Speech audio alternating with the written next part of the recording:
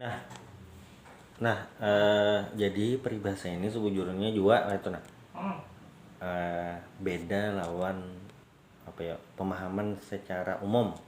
Ya, Nah, maksudnya apa? Nah, kan kayak ini kanan itu disimbolkan dengan sesuatu yang baik. iya, Nah, biasanya itu. kiwa atau kiri itu disimbolkan yang bukan kada baik malah sesuatu Ibaratnya, yang eh, ya, kotor atau narigat gitu nah. rigat ya, Gitu. apa rigat bahasa itu ya, apa? Iya, kayak itu karena Pokoknya ibaratnya yang kiri-kiri itu jangan gitu ibaratnya malah. nah kayak itu. Nah, ini bukan berarti kan wah membuli tangan kiri ini misalnya. Iya, Kada, cuma apa ngaranya ini kan pemahaman secara umum gitu nah.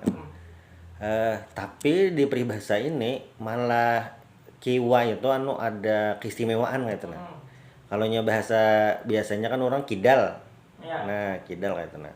Tapi di sini malah berbeda kayak itu nah. Karena ini melihat fakta kalambuainya. Nah, kalambuainya itu apa ngaranya nih? Biasanya ke kanan, ini ke kiri gitu nah. iya, Itu di sisi situnya. Jadi ketika ada yang berbeda daripada biasa, itu ada sesuatu. Jadi rumus tuh bilanya ada sesuatu yang di luar kebiasaan, itu pasti ada sesuatu baik atau buruk. Orang misalnya biasanya tulak begawi jam setengah 7, hari itu tulak jam 8, pasti ada sesuatu.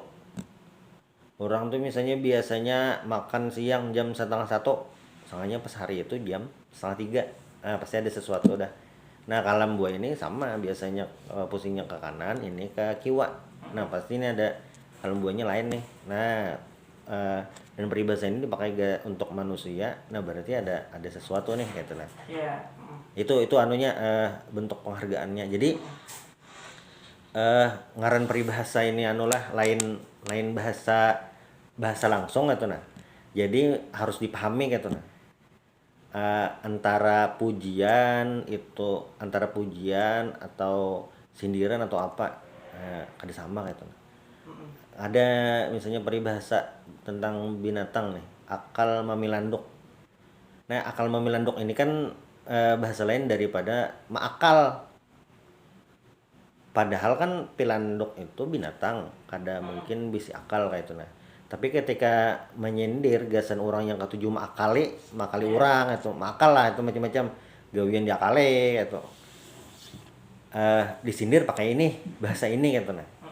Itu. Dan harapannya supaya orang paham gitu nah. Jadi peribahasa ini di dasar disambat, dipadahkan ke orang itu, yang dipastikan itu harus dipahami dulu. Nah, amun kada paham pang kayak apa? Dijelaskan berarti. Dijelaskan. Ketika memuji orang, apalagi konteksnya wah ini. iya, Misalnya ada kawan memposting apa atau apalah itu nah. Lalu dipuji pakai peribahasa ini. Nah, itu jelaskan, nyata dah dijelaskan. Kenapa gerang? Eh, Kemungkinan kada paham tuh tinggi gitu nah. Itu apalagi misalnya yang kelahiran 2000 ke atas, dari ke atas teman maksudnya 2001, 2002, 2003, 2004. Maksudnya itu ini bukan berarti merendahkan atau apa atau karena memang tradisinya sudah belainan. Nah, kira-kira kita mendengar orang menyebut kiwanya sekali lagi di pemandiran tuh nah. iya, Geser dong ke sebelah kiwa asal dulu. rasa apa ya malah, kadang tuh bahasa-bahasa kayak itu sudah kerja lagi kenapa? Apalagi di Jerpen tadi di tahun-tahun yang memang kelahiran di 2000-an ke atas. Iya, Emang karena tapi anu lagi bahasa-bahasa kayak itu kadang yang apa misalkan ada juga tuh ucap tuh paling orang puluhan malah. iya, Kalau orang-orang sudah di Banjar di kota nih, beberapa aja orang yang mungkin memang dasar dari pahuluan banar gitu. iya. Karena kan nggak inilah konsep bahasa itu kan dipahami loh, dipahami gitu nah. Maksudnya kayak nih kita mau pakai bahasa itu supaya dipahami Heeh. gitu. Kenapa misalnya bahasa Inggris itu perlu ya karena untuk bahasa paling banyak dipahami atau dipelajari seluruh dunia itu ya bahasa Inggris. Kayak itu jadi ibaratnya orang Indonesia nih bahari berjalanan seluruh dunia kayak itu. Iya. Orang tahu seberataan ya bahasa Indonesia dipahami gitu nah miripannya tuh kayak bahasa Melayu itu kan dipahami Heeh. senusantara gitu nah, jadi Iya. itu yang dipakai jadi bahasa Indonesia. cikal bakalnya lah itu nah istilahnya. Heeh. Nah, peribahasa ini dipakai digunakan itu harapannya supaya orang paham. Heeh. Nah, cuma kita posisinya sudah belainan nih wah ini kada sama lagi. Nah, berarti ketika penyampaian peribahasa itu lebih kepada mengenalkan itu bang dahulu. Pak saya gitu nah. Karena kada seberatan orang itu paham lawan itu kayak itu nah. Kalam buai bilanya kita takoni kakanakan wah inilah itu. Apa kalau gue itu coba? Apa aja tuh. Nah, Tinggi. karenanya kada dipakai bahasa yang itu Iya. itu nah. Itu satu, lalu yang kedua kondisi alam. Iya. Misalnya di Banjarmasin nih, di mana gerang ada perumahan. Sedikit aja perumahan memang ada kayak itu. Cuma sedikit aja wilayah-wilayah yang masih ada perumahan. Nah, Kalambu ini di perumahan banyaknya kayak itu nah. Iya. Sedikit sudah makin sedikit melihat itu kayak itu nah. Momen untuk melihat itu makin sedikit kayak itu. Iya. Nah, ini walaupun kada mesti di perumahan bang itu. Itu dulu kayak itu. Jadi antara peribahasa lawan budaya, lawan kenyataan di masyarakat ini memang berpengaruh apalagi kita bandingkan dengan peribahasa yang lain gitu nah. Itu juga apa ngarannya nih sama kayak itu. Jadi ketika peribahasa itu disampaikan ada budaya yang ingin dibawa kayak itu. Nah, ketika peribahasa ini kalam buaya pusing kiwa ini ada budaya yang memadahkan, Iya. ada istilah kanan, ada istilah kiwa. Nah, kayak itu. Iya. Kanan itu yang bagus, kiwa itu secara umum dipadahkan kada. Nah, padahal kan kada mesti kayak itu. Heeh. Kita misalnya di jalan pilih apa? Yang kiwa lah kayak itu nah. Karena kan setiran kita di sebelah kanan. Iya, iya betul. Kayak itu. Kayaknya bilangnya di Amerika, Arab Saudi kada sama. Jangan kada sama kayak itu nah. Ya sebelah kanan berarti anunya apa ngarannya nih jalan. Karena setirannya di sebelah kiri. Nah, jadi walaupun secara umum kanan itu ditujukan baik, kiwa itu kada, tapi kada semua hal nang kayak itu kan. Jadi itu simbol aja. Jadi itu yang harus dipahami. Jadi peribahasa tuh apa yang mewakili. Jadi kada sekadar bahasa tuh. Iya. Peribahasa ini bukan sekedar ada bahasa yang disampaikan, tapi ada latar belakang budaya yang mewakili gitu nah. Jadi misalnya ini budaya, kayak apa kita merangkumnya, menyimpannya tuh di mana? Di peribahasa tuh. Makanya jadikan peribahasa. Nah, ini sama kan kayak peribahasa yang terdahulu yang Iya. macam-macam. Apa misalnya tradisinya di dalam peribahasa tuh. Misalnya kayak ada semalam Lun sampaikan misalnya nih. Di rumah kayak macan, di luar kayak acan. Iya. Nah, apa gerang kandungan dari peribahasa itu? Ambil satu sisinya aja, acan. Nah, acan. Tahu. Nah, itu.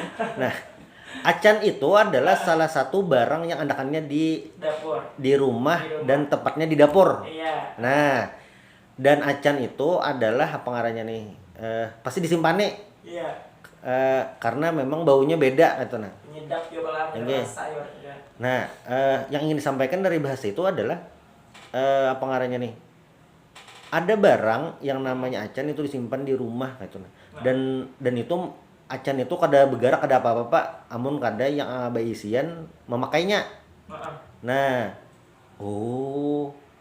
jadi ada yang ingin disampaikan bahwasanya di tradisi rumah-rumah orang Banjar itu ada bersimpanan acan. Nah, kayak itu. Mun orang wahini kada kayak itu lagi.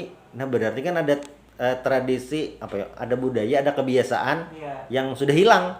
Nah, jadi mengisahkan orang bahari biasanya di rumah ada acan dengan peribahasa ini gitu nah menyimpannya. Jadi misalnya nih anak belajar tradisi atau budaya sejarah orang Banjar sehari-hari itu kayak apa. Salah satunya caranya blog list 10 buting peribahasa Banjar. Itu sudah kau tuh mewakili kehidupan orang Banjar kata nah. Karena ada maknanya di situ. Nah, ini kayak tuh selain gambar kan?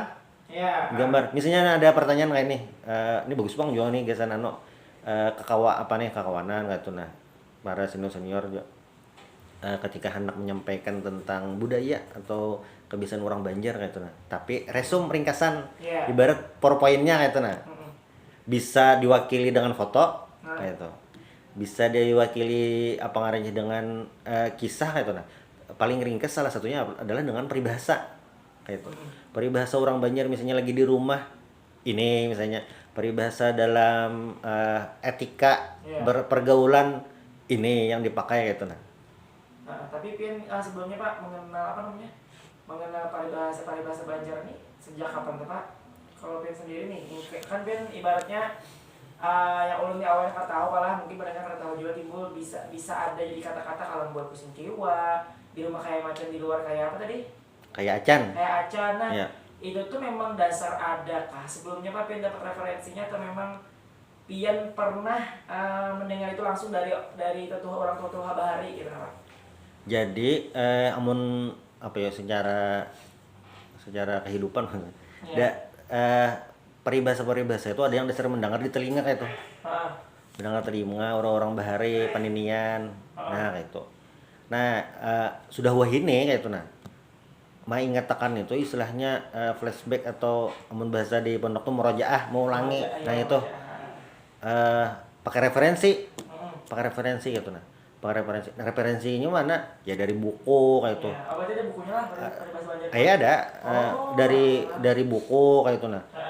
Buku ini juga kan sebujurannya buku yang ada ditulis oleh para penulis itu ya yang ada di masyarakat itu ditulis kayak itu nah. Jadi budaya tulisan ini untuk menangkap yang terjadi di masyarakat kayak itu nah. Jadi orang Banjar ini tradisinya adalah tradisi tutur bepandir. Nah itu. Jadi apa ngarannya nih untuk melestarikan itu ya dengan tulisan. Jadi ulun dapatnya kayak lah selain memang tradisi orang Banjar gitu. Ya referensinya memang buku kayak itu nah. Nah, dari buku macam-macam bukunya, buku Bari, buku Wahini atau apalah kayak itu nah. Dan ini ya makanya ulun sampaikan di RR ini yang di karena kayak ini kada seberatan orang kan tadi mempadahkan membaca buku. Nah, maka kita sederhanakan dengan apa yang disampaikan melalui lisan. Nah, gitu. Jadi menyampaikan suatu info, menyampaikan suatu pengetahuan itu caranya wah ini banyak sudah macam-macam gitu nah. Maka untuk berbagi info itu kita jangan hanya terbatas di satu media aja. Semua media kita coba sampaikan gitu nah. Nah itu yang untuk yang referensi ini gitu nah. Termasuk juga yang ulun gawe itu betakon-takon juga lawan apa ngarannya nih kawanan, lawan senior gitu. Acil paman gitu geus mengecek peribahasa ini gitu nah. Terpakainya tuh ada apalagi kan pendengar-pendengar kita yang rancak menelponi macam-macam Buhan Sidin tuh luar biasa tuh menanggapi itu nah. Itu gesan pengecekan apa ngarannya nih peribahasa atau mencocokkan juga kayak itu nah. Nah ini tradisi yang harusnya itu harus tetap kita jaga gitu nah. Karena ini lain sekadar bepandan biasa gitu nah. Ada nilai moral, ada nilai menjaga khazanah bahasa Banjar di kalangan kita gitu nah. Itu yang ulun harapkan sebenarnya dari peribahasa yang disampaikan ini. Jadi memang kalau peribahasanya itulah namanya peribahasa Banjar dengan kata-katanya itu unik-unik gitu Bang ya Pak. Iya. Ya ibaratnya itu kalau sudah di umur bubuhan sekarang lah 20-an ke atas ibaratnya yang belum pernah terpikirkan kata-kata itu tuh jadi kayak oh ini kah peribahasa Banjar tuh kayak itu nah. Kayak ibaratkan lucu ya memang kata-katanya memang sudah karena pernah kita dengar gitu lah Pak ibaratnya. Jadi anggapannya tuh kayak lucu dan itu awam bagi pendengar yang memang umurnya masih muda gitu Pak. Tapi kalau misalnya orang tua ya mengerti aja Pak. Nah, nggih. Tapi kalau lawanan dari ini Pak, kalau buai pusing kiri itu adalah Pak. Dari bahasa yang lainnya gimana? Tapi lawanan dari ini, lawanan yang kalau buai pusing kiri tadi. Belum dapat yang pas nah. Ada aja. Cuma yang sementara ini yang pas benar tuh belum dapat nah. Ada aja yang lawanan daripada ini kan lawanannya tuh berarti kan ya lo memiliki kebiasaan belain pada orang tapi itu buruk. Iya. Nah itu kalau maksudnya lah. Kayak itu nah. Tapi kenapa? Jadi awalnya tuh jadi ibaratkan dengan kalam buaya Pak. apa karena kalambuaya tadi itu pusing ke kanan timbul tiba-tiba ke kiri, atau memang dasar hewannya itu hewan kalambuaya yang dipilih? Nah, jadi kan ini apa ngarannya nih? Ada kan peribahasa itu ada pesan yang ingin disampaikan. Nah, Iya pasti inti kan. dari peribahasa ini adalah lain daripada orang pada biasanya. Mm-mm. Nah, kayak itu. Apa ngarannya nih? Binatang yang dipakai. Jadi dalam peribahasa di Banjar ini pertama binatangnya tuh yang memang familiar di masyarakat Banjar. Mm-mm. Itu. Nah, kalambuaya ini masuk kategori itu katanya. Nah, itu satu. Lalu yang kedua, kebiasaannya itu pusingnya ke kanan.